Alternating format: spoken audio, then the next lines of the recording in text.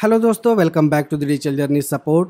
दोस्तों, इस वीडियो में हम सीखेंगे कि गूगल एडसेंस के अंदर जब आपकी सफिशिएंट इनकम जनरेट हो जाए, मींस कि मिनिमम थ्रेशोल्ड आपका $100 कंप्लीट हो जाए, तो उसे आप अपने बैंक अकाउंट में किस तरीके से रिसीव कर सकते हैं। तो चलिए वीडियो को शुरू करते हैं। लेकिन उससे पहले अगर आपने हमारे चैनल को सब्सक्राइब नहीं किया है तो प्लीज़ सब्सक्राइब के साथ साथ नोटिफिकेशन को भी ऑन कर लीजिए, ताकि फ्यूचर में आपको Google AdSense, blogging, affiliate marketing और वर्डप्रेस वेब डिज़ाइनिंग से रिलेटेड इसी तरीके की कंटेंट रेगुलर मिलती रहे। अब हम अपने टॉपिक के ऊपर आते हैं कि किस तरीके से हमें गूगल एडसेंस से पेमेंट रिसीव करनी है। तो दोस्तों, ये हमने ओपन किया हुआ है गूगल एडसेंस। अब ये गूगल एडसेंस आप अपने यूट्यूब के ऊपर भी यूज़ कर सकते हैं और आप ब्लॉगिंग के ऊपर भी यूज़ कर सकते हैं।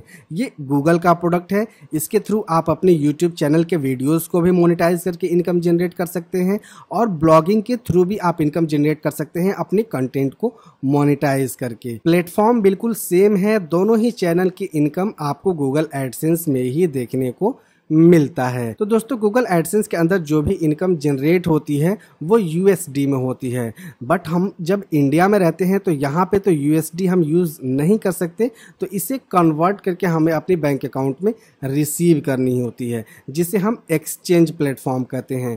तो ये एक्सचेंज प्लेटफॉर्म वायर के थ्रू हमारा पेमेंट इंडिया में रिसीव होता है। तो हमें यहाँ पे अपनी बैंक अकाउंट को इससे अटैच करनी होती है, देन हम वायर पेमेंट को अपने बैंक अकाउंट में रिसीव कर सकते हैं। तो ये हमारा यूट्यूब चैनल का गूगल एडसेंस अकाउंट है, जहाँ पे हमारी सफिशिएंट इनकम जनरेट हो चुकी है $103 की। तो अब हम ये एलिजिबल हो चुके हैं कि हम अपनी पेमेंट को रिसीव कर सकते हैं। तो यहाँ पे गूगल एडसेंस की तरफ से एक नोटिफिकेशन भी आ चुका है कि your YouTube payments are on hold as you have account issue to fix. ठीक है, यानी कि हमने अपने बैंक अकाउंट को इसके साथ अटैच नहीं किया है। तो अब गूगल एडसेंस कह रहा है कि आप अपने बैंक अकाउंट को इसके साथ अटैच कीजिए, ताकि हम आपकी पेमेंट को रिलीज कर सकें। तो यहाँ पे आपको एक्शन बटन का एक ऑप्शन मिलेगा। आपने यहाँ पे एक्शन बटन को इसके ऊपर क्लिक करनी है, देन आपके सामने कुछ इस प्रकार का इंटरफेस ओपन हो जाएगा। यहाँ पे आपकी थ्रेशोल्ड की लाइनिंग भी शो होगी कि आप थ्रेशोल्ड को रीच कर चुके हैं, यानी कि आपकी $100 से ज़्यादा की इनकम जनरेट हो चुकी है। अब यहाँ पे आपको अपडेट का ऑप्शन मिलेगा। दोस्तों, आप चाहे ब्लॉगिंग यूज़ करते हो या यूट्यूब यूज़ करते हो, ये सारे ऑप्शंस आपको सेम ही मिलेंगे। सेम ही तरीके से आपको अपने गूगल एडसेंस को मैनेज करनी है। तो हम यहाँ अपडेट के ऊपर क्लिक करेंगे, देन आपको यहाँ ऐड पेमेंट मेथड इसके ऊपर क्लिक करनी है और यहाँ पे आपके सामने कुछ इस प्रकार का इंटरफेस ओपन हो जाएगा, जहाँ पे आपने अपनी बैंक अकाउंट की सारी डिटेल्स वगैरह को फिल करनी है। तो सबसे पहले आपको इस बॉक्स के अंदर, यानी कि बेनिफिशियरी आईडी, इस बॉक्स के अंदर आपने कुछ भी फिल नहीं करनी है। ये मैंडेटरी नहीं है, ये ऑप्शनल है। आप यहाँ पे चाहें तो आप अपनी आइडेंटिफिकेशन नंबर डाल सकते हैं, अदरवाइज आप इसे स्किप भी कर सकते हैं। देन आपको यहाँ पे नेम ऑन बैंक अकाउंट, यानी कि जो एग्जैक्ट नेम आपके बैंक अकाउंट में है वही नेम आपको यहाँ पे फिल करनी है। अब यहाँ पे समझने वाली बात ये है कि आपने कौन सी नेम को यहाँ पे फिल करनी है। तो दोस्तों, जब भी आपका इनवॉइस जनरेट होगा, तो जो एडसेंस के अंदर आपने आइडेंटिटी वेरिफिकेशन की हुई है, जैसे कि आपने रमेश के नाम से आइडेंटिटी वेरिफिकेशन की हुई है, तो आपके बैंक अकाउंट में भी रमेश नाम ही होना चाहिए, क्योंकि जब आपका इनवॉइस जनरेट होगा तो वो इनवॉइस रमेश के नाम से जनरेट होगा। ऐसा नहीं कि आपने आइडेंटिटी वेरिफिकेशन में कोई और नाम दिया हुआ है और आप यहाँ बैंक नेम में कोई और नाम फिल कर दें। तो आपको दोनों नाम सेम रखनी है।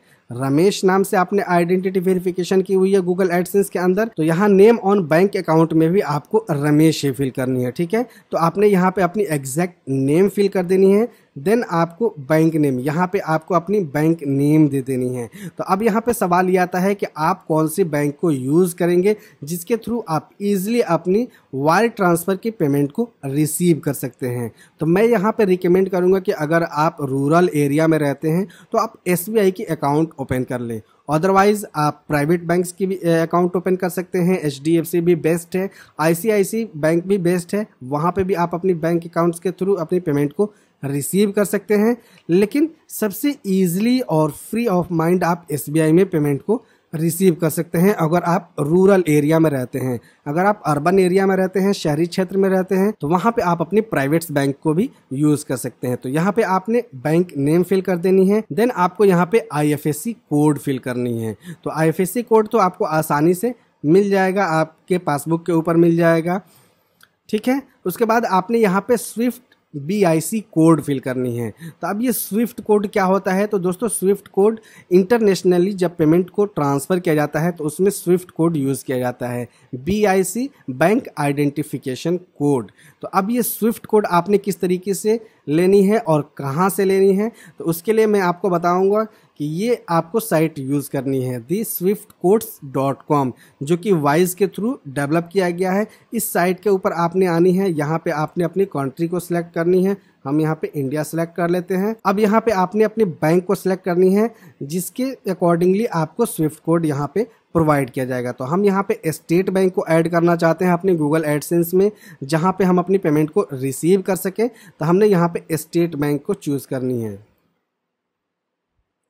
ओके, अब यहाँ आपको सिटी सिलेक्ट करनी है। तो दोस्तों सभी बैंक का स्विफ्ट कोड नहीं होता है। एक स्टेट के अंदर ज़्यादा से ज़्यादा 15, 20, 25 इस तरीके के ब्रांच बने हुए हैं जिनका स्विफ्ट कोड बनाया गया है, जहाँ पे आप इंटरनेशनली पेमेंट्स को रिसीव कर सकते हैं और वहाँ से आपकी बैंक अकाउंट में ट्रांसफ़र की जाएगी। तो अब जैसे अगर आप बिहार में रहते हैं तो बिहार के अंदर 3-4 स्विफ्ट कोड हैं, जैसे कि आप पटना मेन ब्रांच का यूज़ कर सकते हैं, मुजफ्फरपुर रीजनल का यूज़ कर सकते हैं। इसी तरीके से आपने अपनी रीजनल ऑफिस पता करनी है, जो भी बैंक आप यूज़ कर रहे हैं उसका रीजनल ऑफिस कहाँ पे है, ठीक है। ये चीज़ें आपको बैंक से भी पता चल जाएंगी या आप कस्टमर केयर को कॉल कर सकते हैं अपने बैंक को और वहाँ से आप ये इन्फॉर्मेशन ले सकते हैं कि आपकी रीजनल ऑफिस कहाँ है।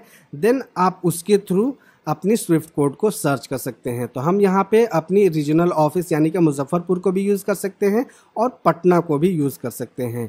ज़्यादातर हमारे पेमेंट्स पटना में ही आती हैं। हमारे ब्लॉगिंग के एडसेंस अकाउंट का पेमेंट पटना रीजनल में आता है, उसके बाद हमारे बैंक अकाउंट में रिसीव होता है। तो हम यहाँ पे पटना को ही यूज़ करेंगे।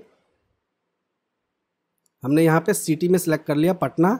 अब हमारा यहाँ पे स्विफ्ट कोड आ जाएगा। अब देखिए पटना के अंदर यहाँ पे इतने सारे स्विफ्ट कोड्स हैं, इन ब्रांच के अंदर हमारा पेमेंट रिसीव होगा। हम ये 156 यूज़ करेंगे। अब इस तरीके से आपने यहाँ से स्विफ्ट कोड को निकाल लेनी है। अब यहाँ से इस स्विफ्ट कोड को आपने कॉपी करनी है और इसके अंदर आपने पेस्ट कर देनी है। देन उसके बाद आपने यहाँ पे अपनी अकाउंट नंबर फिल करनी है और उसी को आपने यहाँ पे रीटाइप कर देनी है। उसके बाद आपको ऑप्शन मिलेगा यहाँ पे इंटरमीडिएटरी बैंक।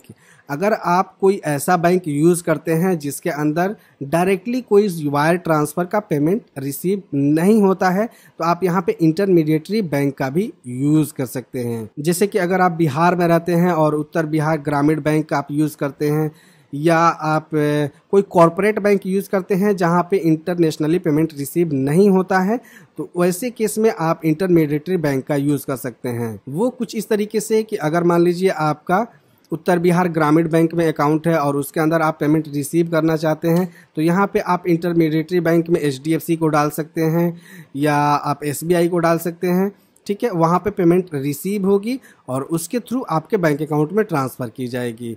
उसी तरीके से आपने यहाँ पे जब आप इंटरमीडिएटरी बैंक यूज़ करेंगे तो उसका नाम आपको यहाँ पे दे देना है और उसका स्विफ्ट कोड आपको यहाँ पे प्रोवाइड करनी होगी, ताकि इस स्विफ्ट इंटरमीडिएटरी बैंक के स्विफ्ट कोड के ऊपर आपका पेमेंट ट्रांसफ़र किया जाए। देन वो बैंक आपके बैंक अकाउंट में पैसे ट्रांसफ़र कर दे। तो कुछ इस तरीके से आपने अपनी पेमेंट मेथड को ऐड करते समय ये सारे इन्फॉर्मेशंस फिल करनी है ताकि आपका हासिल फ्री पेमेंट आपके बैंक अकाउंट में रिसीव हो सके। फाइनली उसके बाद आपने यहाँ पे इसे सेव कर देनी है। एज इट इज़ आपने यहाँ पे set as primary payment method इसके ऊपर टिक रहने देनी है और सेव कर देनी है। देन गूगल एडसेंस का जब पेमेंट रिलीज होगा तो इन बैंक्स के थ्रू आपके बैंक अकाउंट में पेमेंट रिसीव हो जाएगा। तो आई होप कि ये टॉपिक आपको समझ में आ गई होगी कि किस तरीके से आपने गूगल एडसेंस के अंदर अपनी पेमेंट मेथड को ऐड करनी है जिसके थ्रू आप अपनी पेमेंट को रिसीव कर सकें। अगर आपका कोई सवाल कोई डाउट्स है तो आप नीचे हमें कमेंट करके पूछ सकते हैं। अदरवाइज आप हमें सोशल मीडिया पे भी फॉलो कर सकते हैं और वहाँ पे आप अपनी सभी सवालों के जवाब पा सकते हैं। तो आई होप कि ये वीडियो आपको पसंद आई होगी। वीडियो कैसी लगी नीचे हमें कमेंट करके ज़रूर बताएं। वीडियो अगर आपको इन्फॉर्मेटिव लगी हो तो इसे लाइक शेयर ज़रूर करें। साथ ही अगर आपने चैनल को अभी तक सब्सक्राइब नहीं किया है तो प्लीज़ सब्सक्राइब के साथ साथ नोटिफिकेशन को भी ऑन कर लीजिए। मिलते हैं नेक्स्ट वीडियो में किसी नए टॉपिक के साथ। जय हिंद।